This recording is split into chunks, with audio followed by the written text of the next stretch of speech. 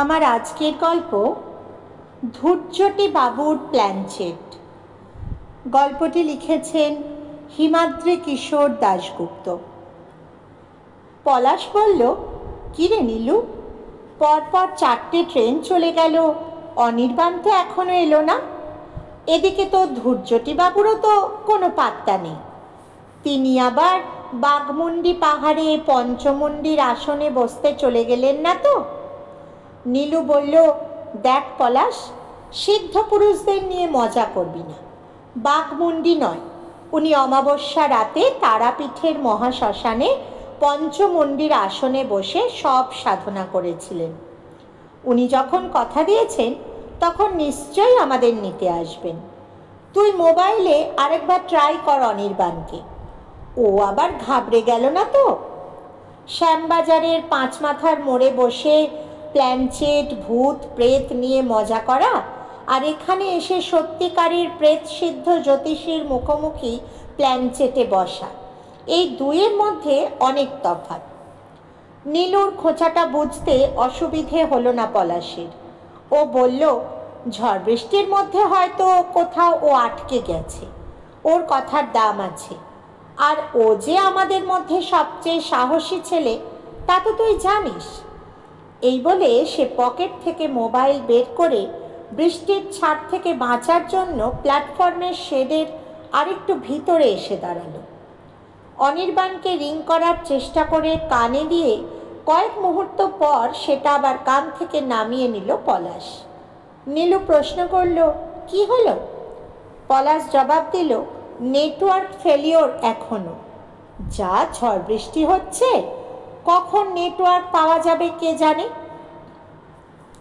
তার কথা শেষ হওয়ার সঙ্গে সঙ্গেই করাত করাত শব্দে কোথাও কাছেই যেন বাজ পড়ল।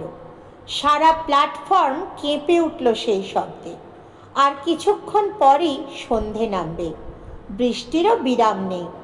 ঝাপসা হয়ে যাওয়া বাইরের দিকে তাকিয়ে পলাশ বলল, ধূর্যটি বাবুর বাড়ি এখান থেকে কত দূর?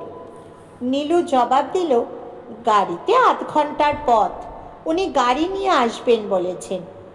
এরপর সে বলল, অনির্বাণ না এলে প্রেস্টিজ পাংচার হয়ে যাবে আমার। আসলে উত্তেজনার বশে তোদের কথাটা ওকে আমার বলা উচিত হয়নি। ব্যাপারটা উনিও সিরিয়াসলি নিয়েছেন।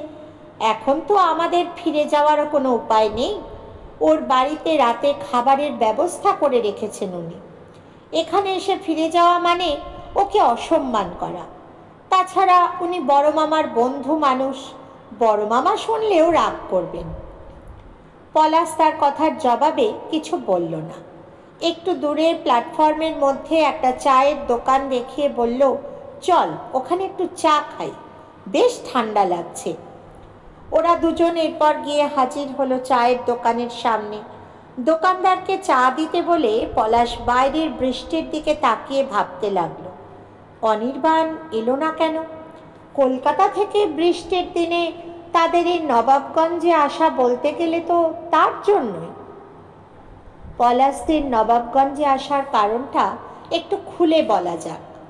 পলাশ, নীলকান্ত অর্থাৎ নীলু, অনির্বাণ এরা সকলেই শ্যামবাজারের বাসিন্দা এবং কাছেই গণেন্দ্র মিত্র লেনের যুগের পথিক ক্লাবের সদস্য। প্রত্যেকেই ওরা কলেজ ছাত্র অথবা সদ্য পাশ করে বেরিয়েছে কলেজ থেকে।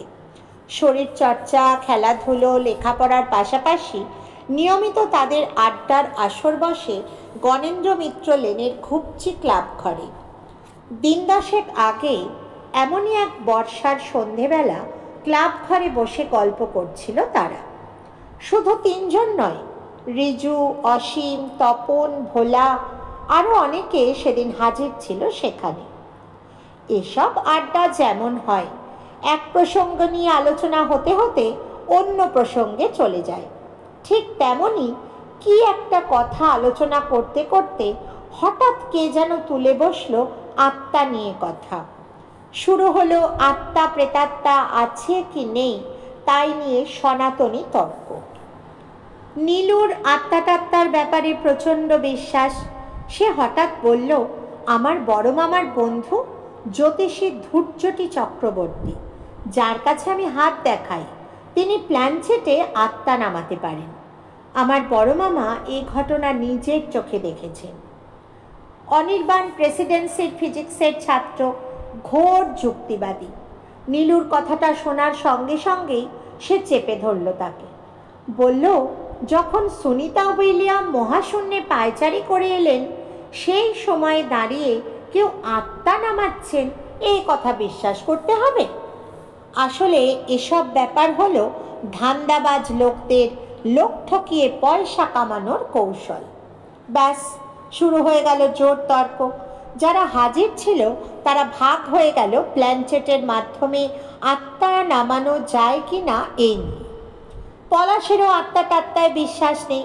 স্বাভাবিকভাবে সেও সেদিন অনির্বাণের পক্ষ নিয়েছিল। অনেক যুক্তি পাল্টা যুক্তির পরও যখন সিদ্ধান্তে পৌঁছানো গেল না, তখন ভোলা একটা প্রস্তাব দিল। সে বলল, নীলু গিয়ে ধূর্যটিবাবুকে রাজি করা প্ল্যানচেটে আত্মা নামিয়ে দেখানোর জন্য। তিনি যদি সত্যিই তা পারেন, তাহলে সকলেই ব্যাপারটা মেনে নেবে। তবে এখানে একটা কন্ডিশন আছে। প্ল্যানচেটের মিডিয়াম, অর্থাৎ যার মাধ্যমে আত্মা নামানো হয়, সেই মিডিয়াম করতে হবে অনির্বাণকে। তাহলেই প্রমাণ হয়ে যাবে আত্মা নামানোর ব্যাপারটা সাজানো কিনা। সেদিনের সেই আলোচনা অন্য দিনের মতো শুধু আলোচনাতেই সীমাবদ্ধ থাকেনি।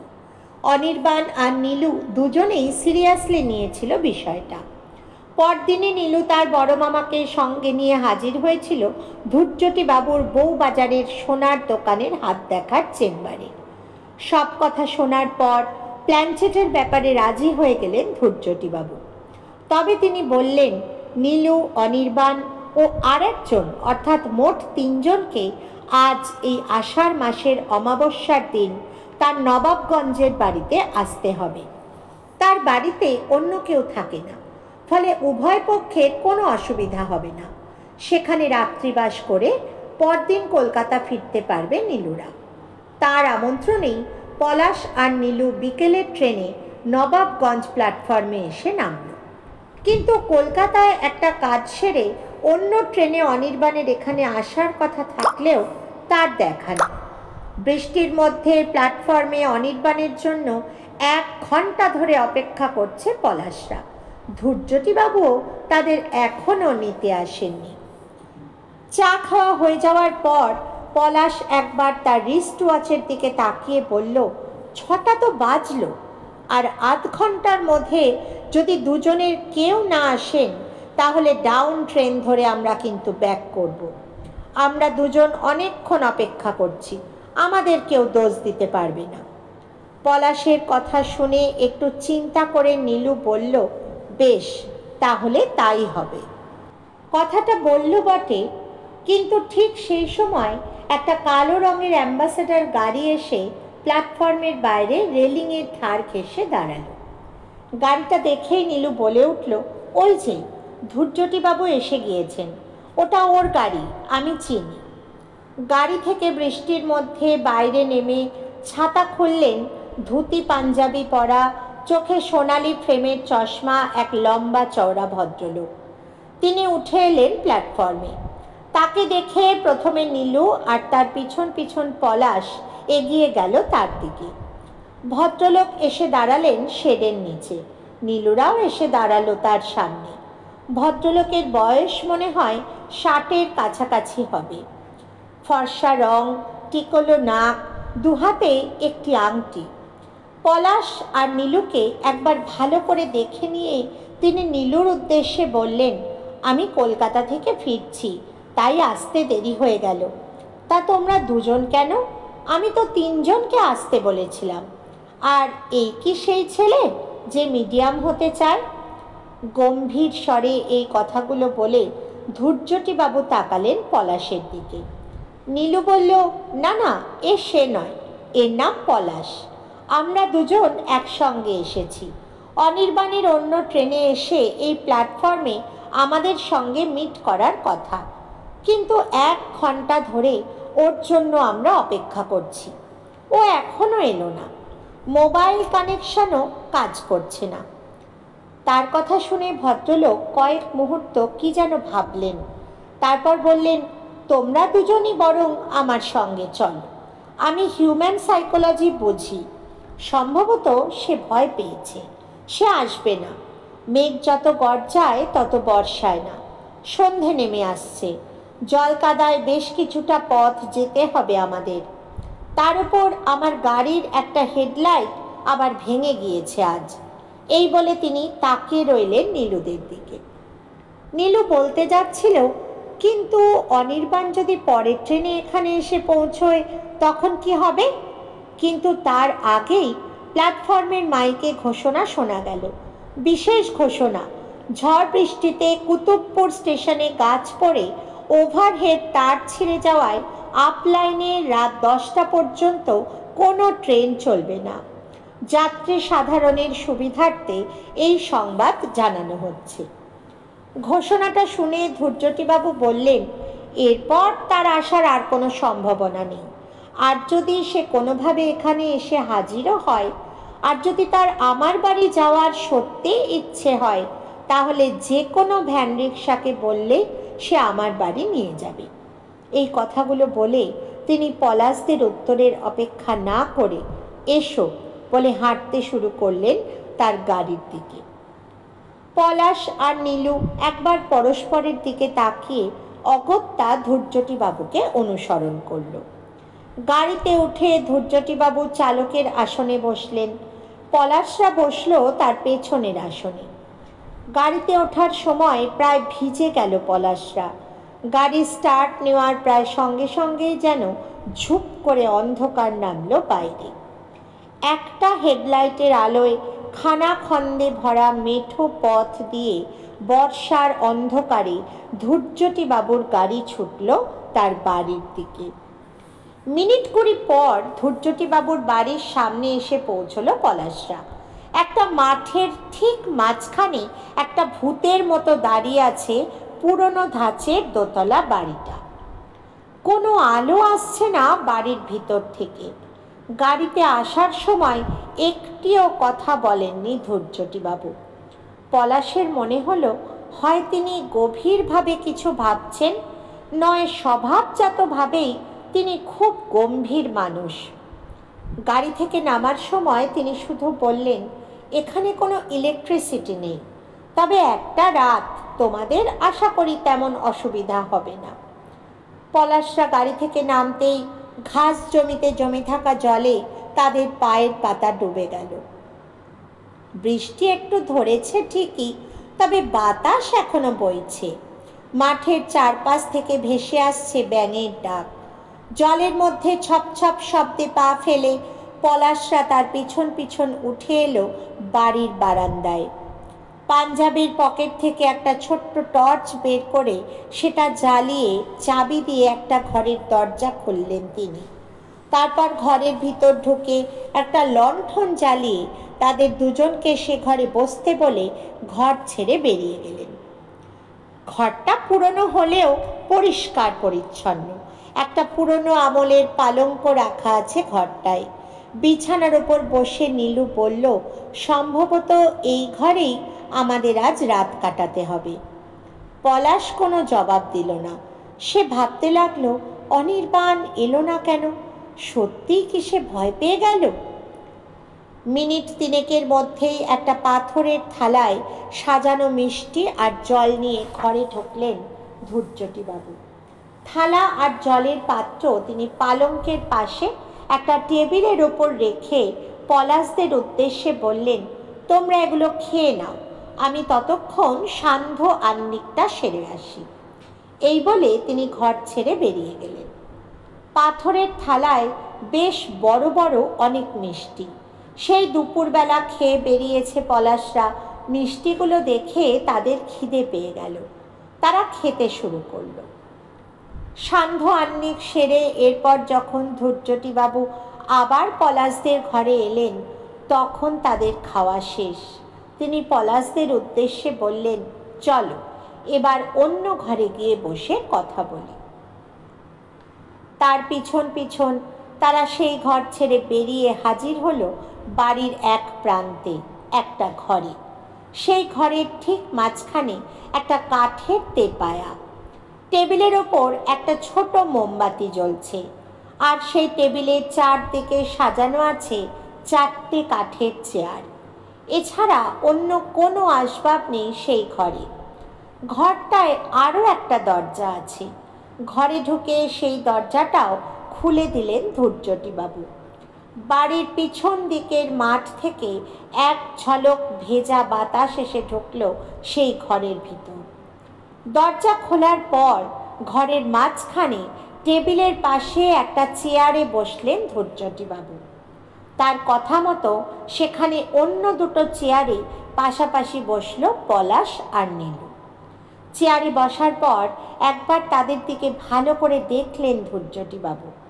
পলাশের মনে হলো তিনি যেন তাদের জরিপ করে নিলেন। এরপর তিনি ফাঁকা চেয়ারটা দেখিয়ে গম্ভীর গলায় বললেন, একটা চেয়ার তোমাদের সেই বন্ধুর জন্য নির্দিষ্ট ছিল, কিন্তু সে তো এলোই না। 4 জন না হলে প্ল্যানচেটে বসা যাবে না। আমি ভেবেছিলাম তোমাদের কথার দাম আছে, তাই তোমাদের এখানে আমন্ত্রণ জানিয়েছিলাম। এখন বুঝলাম। তাকে কথা শেষ করতে না দিয়ে প্রসঙ্গটা এড়াবার জন্য নীলু বলল, প্ল্যানচেটে বসা না গেলেও আপনার মতো সিদ্ধ পুরুষের কাছ থেকে আমাদের অনেক কিছু জানার আছে। আচ্ছা, পঞ্চমন্ডির আসনে কিভাবে সব সাধনা করা হয় তা একটু শোনাবেন? আমার খুব জানার ইচ্ছে। তার কথা শুনে কয়েক মুহূর্ত চুপ করে থাকার পর গম্ভীর কণ্ঠে ধূর্যটিবাবু বললেন, তাহলে এসব কথাই বলি শোনো। তোমরা যে সাধনার কথা শুনতে চাইলে, তা অতি কঠিন সাধনা। লাখে একজন তন্ত্রসাধকের এই সাহস হয়। অনেকের মৃত্যুও হয়েছে এই সাধনা করতে গিয়ে। প্রথমে সংগ্রহ করে আনতে হয় কোনো লাশ। মহাশ্মশানে অমাবস্যার রাতে সেই লাশের ওপর পঞ্চমন্ডির আসন পেতে বসতে হয়। সঙ্গে রাখতে হয় মাটির ভাঁড়ে চাল ভাজা আর নরকরটিতে সুরা। মন্ত্রোচ্চারণে প্রেতাত্মা এসে প্রবেশ করে সেই শরীরে। জীবন্ত হয়ে ওঠে লাশ। বিভৎস চিৎকার করে মাঝে মাঝে সে বলে ওঠে, দে দে, আমার বড় খিদে পেয়েছে।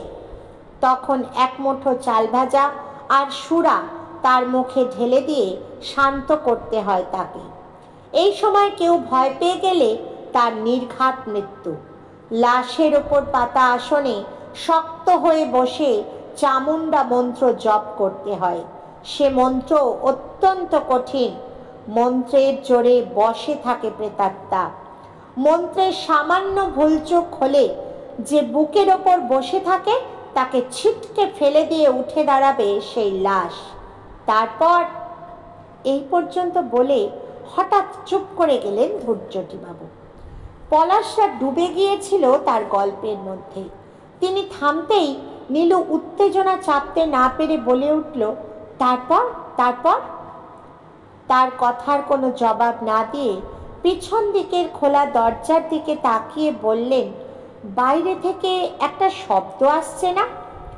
তার কথা শুনে কান খাড়া করলো পলাশরা। হ্যাঁ, একটা শব্দ। দরজা দিয়ে বাইরে অন্ধকারে কিছু দেখা যাচ্ছে না, কিন্তু মনে হচ্ছে কে যেন মাঠের জমা জলে ছপ ছপ শব্দে পা ফেলে বাড়িটার দিকে এগিয়ে আসছে। বলতে গেলে সে যেন আসছে পলাশরা যে ঘরে বসে আছে সেই ঘর লক্ষ্য করেই।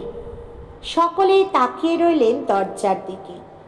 দরজার একদম কাছে এসে থেমে গেল শব্দটা। কয়েক মুহূর্ত কোনো সাড়া শব্দ নেই। তারপরই দরজার বাইরে অন্ধকার থেকে ফুটে উঠল একটা মানুষের অবয়ব। ঘরের ভিতর উঁকি মারল একটা মাথা। তা দেখে চেয়ার ছেড়ে উঠে দাঁড়িয়ে ধূর্যটিবাবু বলে উঠলেন, কে কে তুমি? আর তারপরেই আগন্তুককে চিনতে পেরে নীলু চেয়ার ছেড়ে উঠে দাঁড়িয়ে উল্লাসে ধূর্যটিবাবুর উদ্দেশ্যে বলল, ও হলো আমাদের সেই বন্ধু যার আসার কথা ছিল। ধূর্যটিবাবু যেন একটু অবাক হয়ে গেলেন। অবশ্য পলাশ আর নীলুও কম অবাক হয়নি। সে যে এভাবে এখানে এসে হাজির হবে তারা কেউ আশা করেনি। ধূর্যটিবাবু তার উদ্দেশ্যে বললেন, এসো, ভিতরে এসো। ঘরের ভিতরে পা রাখল অনির্বাণ। সে একদম কাক ভেজা, জল চুইয়ে পড়ছে তার মাথা থেকে। ঘরে ঢুকে একটু হেসে সে বলল, আমার আসতে একটু দেরি হয়ে গেল, অনেক কষ্ট করে আসতে হলো তো। পলাশ বলল, আমরা তো ভেবেছিলাম তুই আর এলি না, অনেকক্ষণ আমরা প্ল্যাটফর্মে অপেক্ষা করেছি তোর জন্য। অনির্বাণ পকেট থেকে একটা রুমাল বের করে মাথা মুছতে মুছতে বলল, আমি যখন আসবো বলেছি তখন আসবই, তাই তো এত কষ্ট করেও।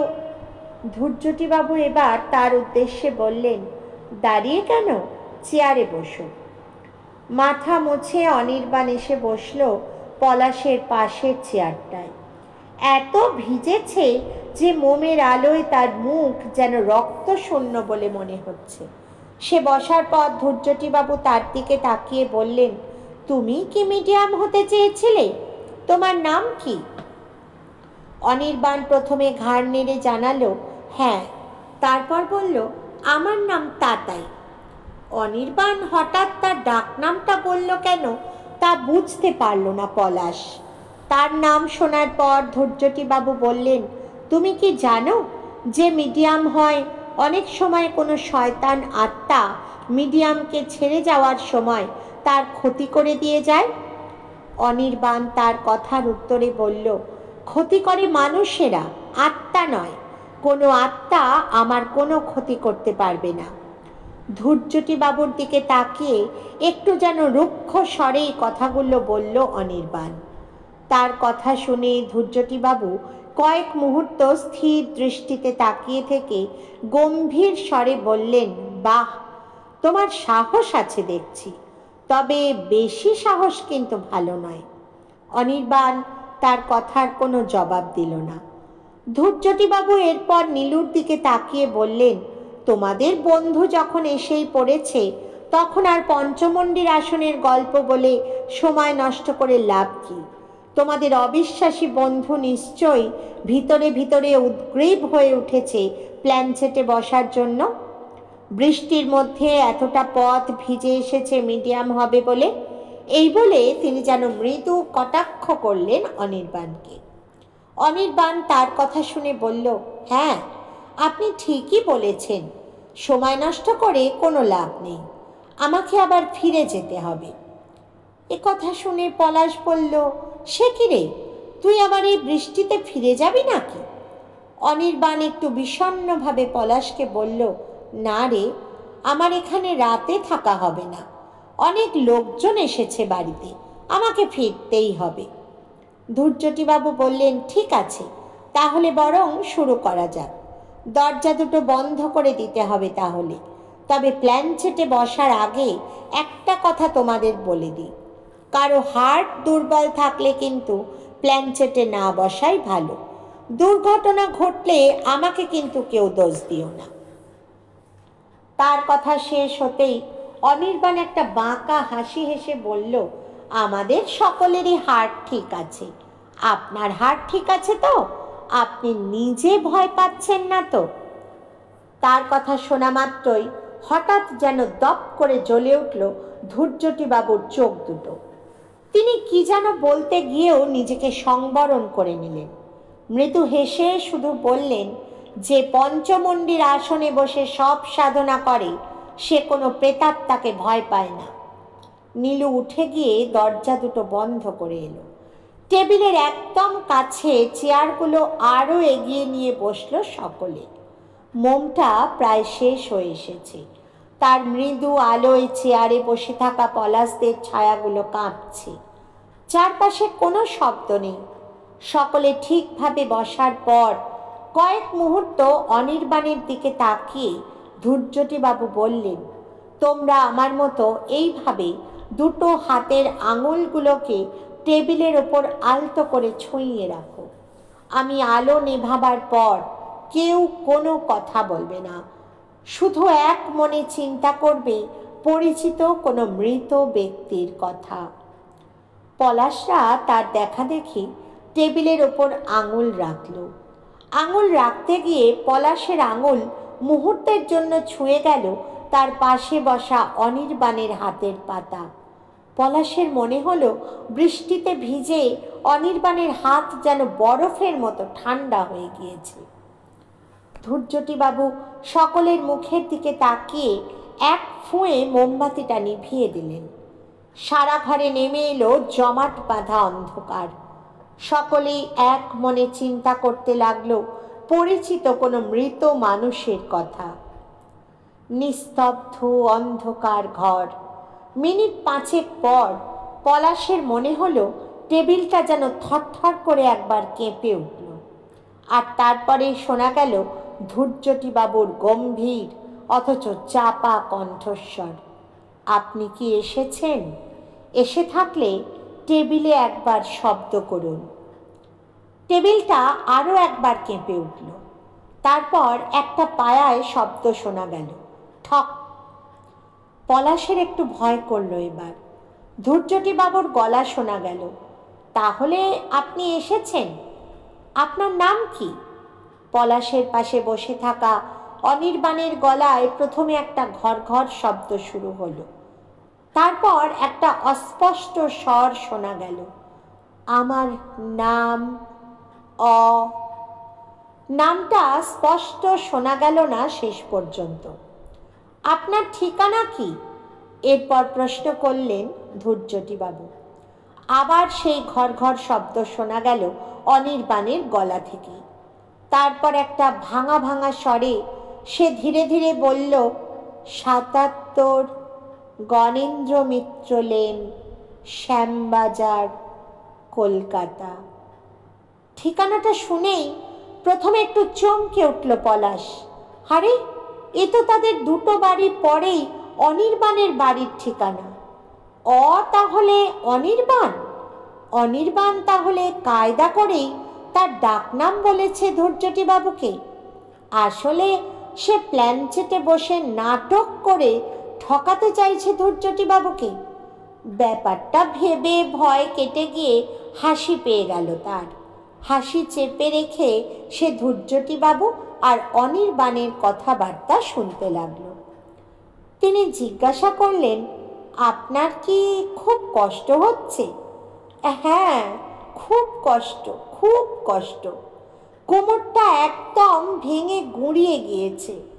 অনির্বাণের গলার স্বর যেন অনেক দূর থেকে ভেসে আসছে। পারে বটে অনির্বাণ অভিনয় করতে, মনে মনে ভাবল পলাশ। ধূর্যটিবাবু বললেন, ও, তার মানে অপঘাতে মৃত্যু হয়েছে আপনার? কিভাবে? একটা গাড়ি চাপা দিল আমাকে, সব শেষ, জবাব দিল অনির্বাণ। কি গাড়ি ছিল সেটা? বাস না লরি? না না, বাস নয়, একটা অ্যাম্বাসাডর, আজ দুপুরে পার্ক সার্কাসের মোড়ে। এরপর সে কি বলল ঠিক বুঝতে পারল না পলাশ। ধূর্যটিবাবু তার কথা শুনে বলে উঠলেন, তার নম্বর কত ছিল? পলাশের মনে হলো প্রশ্নটা করার সময় তার গলাটা যেন কেঁপে উঠল। কয়েক মুহূর্তের নিস্তব্ধতা, তারপর অনির্বাণের স্পষ্ট উত্তর শোনা গেল, WBQ 5555। তার কথা শোনার সঙ্গে সঙ্গেই অন্ধকারের মধ্যে প্রচণ্ড জোরে আর্তনাদ করে উঠলেন ধূর্যটিবাবু। তারপর দুম করে একটা শব্দ হলো। পলাশের মনে হলো ধূর্যটিবাবু যেন চেয়ার ছেড়ে মাটিতে পড়ে গেলেন। পরক্ষণেই প্রচণ্ড জোরে হাসতে শুরু করলো অনির্বাণ। ব্যাপারটা কি হলো ঠিক বুঝতে পারল না পলাশ ও নীলু। হাসতে হাসতে অনির্বাণ বলল, দেখ দেখ, তোদের পঞ্চমুণ্ডির আসনে বসা সিদ্ধ পুরুষ নিজেই কেমন ভয় পেয়ে গেলেন। তারপর সে হাসি থামিয়ে বলল, কিন্তু শেষ পর্যন্ত মনে হয় তোর বিশ্বাসই ঠিক রে নীলু। তার কথা শেষ হওয়ার পর আবার ঘরটা নিস্তব্ধ হয়ে গেল। হঠাৎ কিভাবে যেন ঘরের একটা দরজা শব্দ করে খুলে গেল এক ঝলক ঠান্ডা বাতাস ঢুকলো ঘরের ভিতর। পলাশ বলল, ধূর্যটিবাবু, ও ধূর্যটিবাবু, আপনার হলো কি? অনির্বাণ, এই অনির্বাণ। কিন্তু কারও কোনো শব্দ পাওয়া গেল না। নীলুও তাদের নাম ধরে ডাকলো। তারপর পকেট থেকে একটা লাইটার বের করে জ্বালালো। মৃদু আলোয় তারা দেখতে পেল মাটিতে পড়ে আছেন ধূর্যটিবাবু, তার মুখ দিয়ে গাঁজলা বেরোচ্ছে। কিন্তু অনির্বাণ ঘরের মধ্যে নেই, তার চেয়ার খালি। নীলু লাইটার দিয়ে মোমের টুকরোটা জ্বালিয়ে দিল। ধূর্যটিবাবুর পাঞ্জাবির পকেট থেকে টর্চটা ছিটকে পড়েছিল মেঝের ওপর। পলাশ সেটা চট করে কুড়িয়ে নিয়ে নীলুকে বলল, তুই ধূর্যটিবাবুকে দেখ, আমি দেখি অনির্বাণ কোথায় গেল। সে এভাবে ঘর থেকে বেরিয়ে গেল কেন? পলাশ ঘর ছেড়ে খোলা দরজা দিয়ে বারান্দায় বেরিয়ে এলো। টর্চ জ্বালিয়ে এসে দেখতে পেল কিছুটা দূরে দাঁড়িয়ে আছে ধূর্যটিবাবুর গাড়িটা। টর্চের আলো মাঠের বেশি দূর অবধি যাচ্ছে না, আর কিচ্ছু দেখা যাচ্ছে না মাঠে। বারান্দাতেও সে নেই। পলাশ বারান্দা থেকে মাঠে নেমে কয়েক পা এগিয়ে টর্চের আলো চারপাশে ঘোরাতে ঘোরাতে চিৎকার করে বলে উঠল, অনির্বাণ, এই অনির্বাণ, তুই কোথায় গেলি? ঠিক সেই সময় বেজে উঠল পলাশের পকেটে রাখা মোবাইলটা। সেটা বের করে কানে দিতেই ওপাশ থেকে মোবাইলে ভেসে এলো পলাশদের বন্ধু অসীমের গলা। কে? পলাশ, আমি অসীম বলছি। তোরা যেখানে আছিস সেখান থেকে এখনই কলকাতায় ফিরে আয়, খুব জরুরি। অনেকক্ষণ ট্রাই করার পর তোদের ধরতে পারলাম। পলাশ বলল, কেন, কি হয়েছে? কয়েক মুহূর্ত চুপ থেকে অসীম বলল, অনির্বাণ আর নেই। আজ দুপুরে পার্ক সার্কাসের মোড়ে একটা অ্যাম্বাসাডার তাকে। আর বলতে পারল না অসীম, কান্নায় ভেঙে পড়ল। পলাশ তাকে চিৎকার করে বলল, কি বলছিস তুই? অনির্বাণ তো এক্ষুনি। কথাটা শেষ করতে পারল না পলাশ। উত্তেজিতভাবে তার টর্চ ধরা হাতটা নাড়াতে গিয়ে টর্চের আলোটা যেন হঠাৎ আটকে গেল কয়েক হাত দূরে দাঁড়িয়ে থাকা ধূর্যটিবাবুর অ্যাম্বাসাডারের নম্বর প্লেটের ওপর। পলাশ দেখতে পেল সেখানে জলজল করছে গাড়ির নম্বরটা, WBQ5555। টর্চটা খসে পড়ল তার হাত থেকে।